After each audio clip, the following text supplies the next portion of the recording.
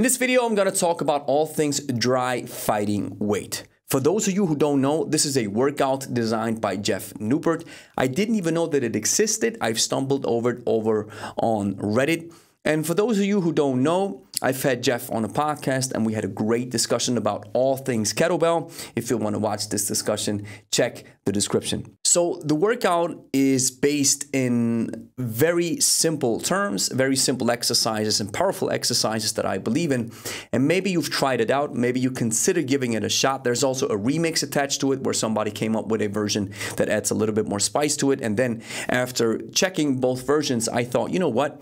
I'll come up with my own version and I call it Dry Fighting Weight Encore. And we're going to talk about all that stuff in this video. And if you're over 40 and you want to become strong, fit, and lean without going to the gym twice as fast, then download my free ebook in the first link in the description.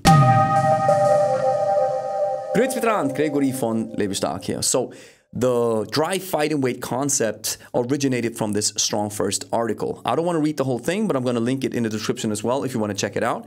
And there's a couple of things that I want to talk about. So first of all, Geoff Neupert seems to be an accomplished weightlifter or Olympic lifter himself. I didn't even know this. And he points to the fact that all of these weightlifters are at 6 to 7% body fat without having to do aerobics. And in typical StrongFirst fashion, they say the dishonor of aerobics, because if you are at StrongFirst and you do any type of rowing or running, you are committing heresy. So while I do understand that many of the weightlifters, and I agree that they look awesome and crazy, I want to point your attention to this man. This is Lasha Talakadze, and he has the clean and jerk world record with, I think, 264 kilograms. And the guy is 183 kilogram body weight and 195 centimeters tall. So that leaves him at a BMI of 48.1, which is morbidly obese. So you and I, we both have to compute the fact that one of the most athletic human beings on planet Earth, and one of the strongest actually, but athletic, since weightlifting is the epitome of athleticism, is morbidly obese. And I wonder how much of an impact this might have on Lasha's health. So then they quote this study, which I want to quote to you as well. I don't want to go too much into the detail, but here they say that they had a group of mice. So let me see if I find it like this. So they took mice, right? So it's a rodent study. And that's also the first caveat to a certain extent, because just because something has proven in rodents or mice doesn't mean that it's 100% applicable to human beings. But I get where this study comes from. So they say, check this out, we demonstrate that increases in fast glycolytic muscle mass, so that's the fast twitch muscle fibers that you build through strength training. In obese mice, this led to a reduction in accumulated white adipose tissue. So they lost fat.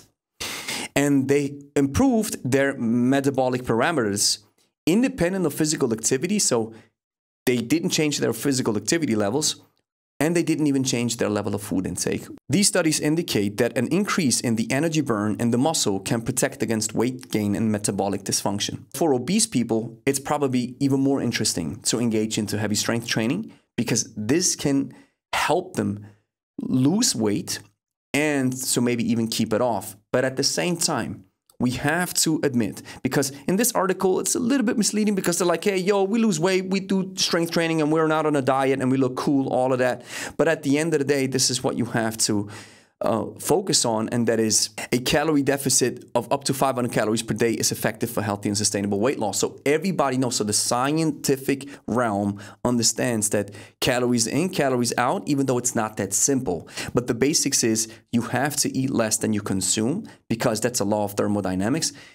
Everybody has to engage into a calorie deficit, or else you won't lose weight. So it makes sense at the end of the day for you to switch up your nutrition to a certain extent, and then engage in the strength training. So now let's check out the program. So here's how it's laid out. We have exercise number 1, the clean and press, a powerhouse of an exercise, and exercise 2, the front squat, also a beast of an exercise.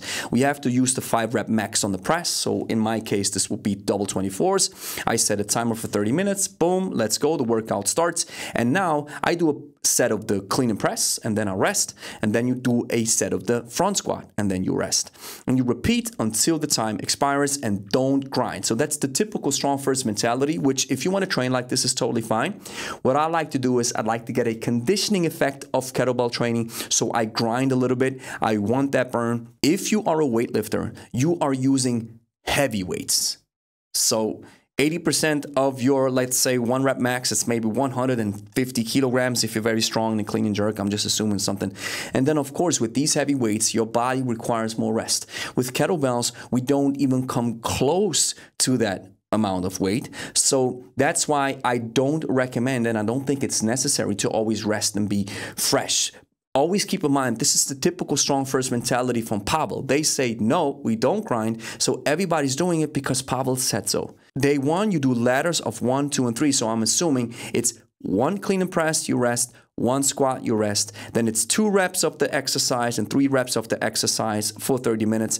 And then day 2, it's sets of 1, so only 1 rep and then you rest. And then sets of 2 on day 3, where it's only 2 reps. I like the minimalist aspect of training, but a clean and press and only in front squat, I think for me that's a little bit too boring. So what I would do is I would use a single kettlebell, then I would use double kettlebells, I would go heavy and lighter. I would jump around a little bit to keep things fresh, even though I'm used to do 1 exercise for 10 minutes like a snatch, but this triggers my mind, and this is such a combative experience in my brain that I can't even focus on anything else. So I never say it's boring because I almost die with a 10-minute snatch set. If you have a very detailed program, this, from my perspective and my experience, makes sense if you are an athlete. If you're just an everyday person, like 99% of us, then you do this workout, you enjoy it, and then the next day you might do something different. Now, the reason why it's probably laid out like that is because they want you to focus on this particular training schedule where they say, hey, stick to it, and then you'll get your results. And you will get results with the clean and press and the front squat, most definitely, and it requires some technique. So if you stick with one exercise a little bit longer, this might also help improve your skill. So I understand where they come from. So now let's check out this great article from Beth that talks about dry fighting weight and adds very interesting remarks and a great opinion. So I'm going to link this thread of Reddit in the description as well. You really want to go check it out. It's highly interesting. So here's what they do. They say, hey, we add some swings and we add some pull-ups and rows to the whole concept. So you do dry fighting weight on Monday, Wednesday, and Friday, and then you do additional work on other days. And then somewhere they say, hey, why don't you just follow the program as outlined? You're funny, Geoff. There may be zero need to add swings and pulls, but there's also zero need to follow the original program as written. If you want to do more, the remix gives you a framework to do more. So here's where my coaching perspective comes in. Like I mentioned before, it sometimes makes sense to tell people you want to stick to the program because they don't want to mess it up to a certain extent where they do exercises that might mess with their recovery. So I get where they come from. But if you know what you're doing, like I said, just mix things up however you want to. And now I want to talk about my version. Let's call it dry fighting weight encore. So here's what I did. I said, you know what? I'm going to take these powerful exercises. I'm going to take the clean and press. So we do 5 reps of this powerful exercise, which I think is a beast of an exercise and all by itself. It's one of the best exercises with kettlebells. Period. So I'm using double 24s with the double clean and press, and then exercise number 2, we follow the dry fighting weight concept where we say we do a front squat, so 5 reps with the same weight.